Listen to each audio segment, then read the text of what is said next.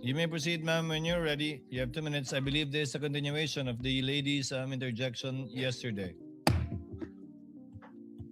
Thereafter, Senator Judge Alan Cayetano.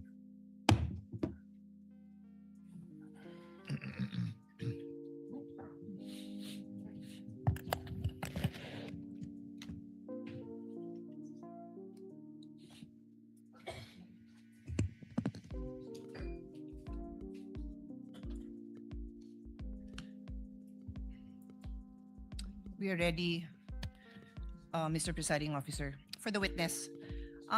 Sir, nung May 13, you're recorded as saying, katunayan, nakiusap nga po ako kay John Consulta na puntahan kami dito sa Sequoia Hotel dahil meron po kaming planning mula po pa kaninang umaga. And you went on to say nandun ka with all the deputy directors, etc. Do you confirm? Well, nakausap ko po si John Consulta. No, just confirm, sir. Did you say Yes, that I na talked nandun to- kayo sa Sequoia? Hindi, yun lang. Statement na Haba yun. po kasi yung statement niyo. I just pasensya need na. you to confirm, did you say that you were in Sequoia? Yes, I talked to Thank you. So John you are Consulta. confirming. Okay. Yes po.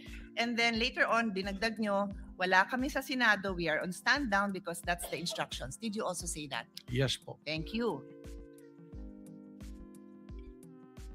Meanwhile, in another interview, you then said, mayroon request si GM Veloso to help them secure the area kasi napapansin nila na magulo, labas-pasok. Nagpadala kaming ilan lang na ahente, parang 4 to 6 na tao na nag-iikot sa premises ng GIS. Hindi pumasok sa Senado. I am quoting Inquirer dated 13 May 2026. Did you say this? Yes, sa GSIS po. Okay, thank you. So, I asked now for the kind indulgence. May papa-flash lang ako. It's just a photo, dear colleagues, both parties. Paki-flash lang. So, sabi nyo nasa GSIS. You confirm na nasa GSIS Tama yung po. ahente mo.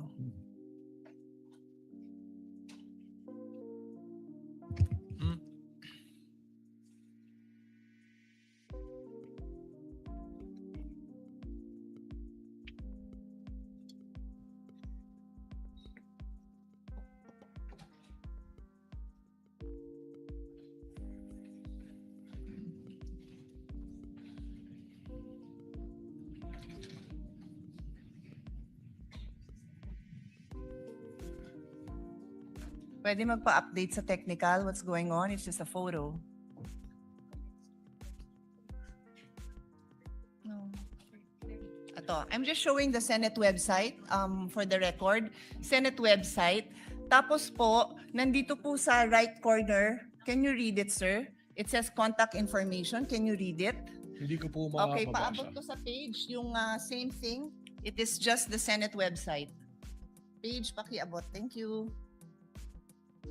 Pakibasa lang po yung address ng Senado.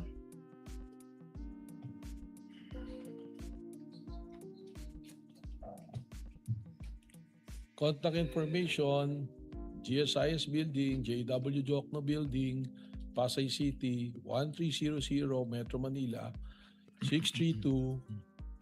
Okay na po yung phone number, no need. Apo. So pakiulit, ano hong building? GSIS Building. Opo, kasi nag-iisa lang naman ho ang address namin. Umuupa po kami dito sa GSIS. Iisang building lang ho po yun. And for the record, kung saan nakita yung tao mo, likod lang po yun ng office ni Senator Loren Legarda. Nasa video po yun. I will not bother everyone with that. Kung gusto nyo, Presiding Officer, I can, but for now, I won't.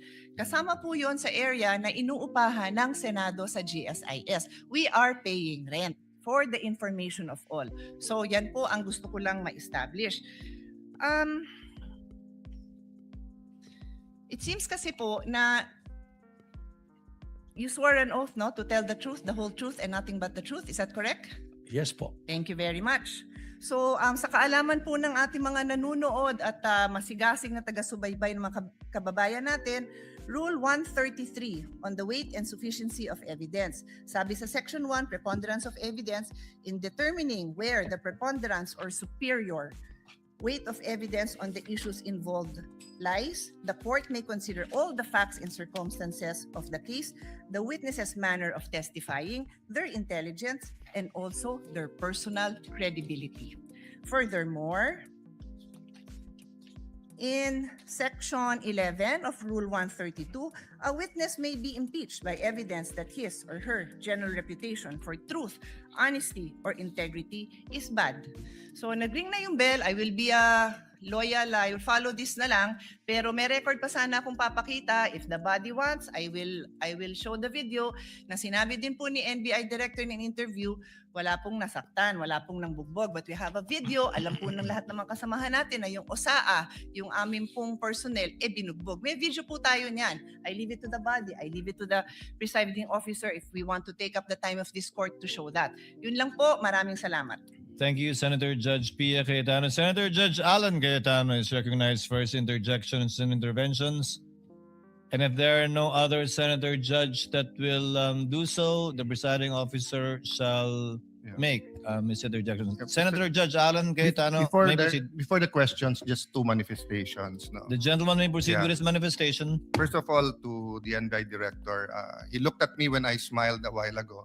I wasn't laughing at you or anyone. Nung sinabi mo lang 6'7" kasi, yung or 7'6", mga pamangking ko, basta't sinabing 6'7", nagtatawanan na. So Naintindihan ko po. I Nakita ko hope po you kayo weren't- doon.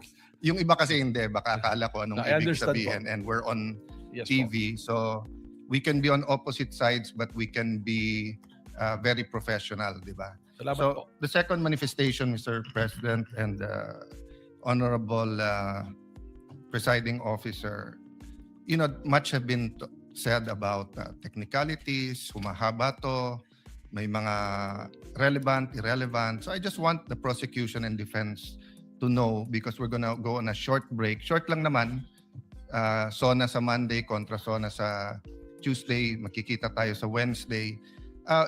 Both sides, you're doing a good job. Both sides. I mean, the prosecution, your job is to prosecute, and the defense, your job is to defend. The onus is on us. May tinatawag na defense senator judge, may tinatawag na prosecution senator judge. Wala pa akong impeachment dito na hindi nangyari yan. 'Di ba? Ang importante, hindi lang yung resulta, but yung proseso. And I always say, democracy is messy. If you want a dictatorship, it's less messy, but it's a dictatorship. May problema. You want a democracy, it's not. Diba? Having said that, I have a lot of questions, but I want to show Senator Raffy Tulfo some good faith, because he always shows me good faith when we're in the lounge. Hindi ko na itatanong today, since I think in the next few weeks, madalas naman kami magkikita ni Director Matibag dahil marami siyang iniimbestigahan na kasama ako doon. So I'll be seeing you, Mr. Director. Thank you, Mr. Presiding Officer. Thank you, Senator Judge Alan Cayetano. Senator Judge Amy Marcos is recognized for her questions and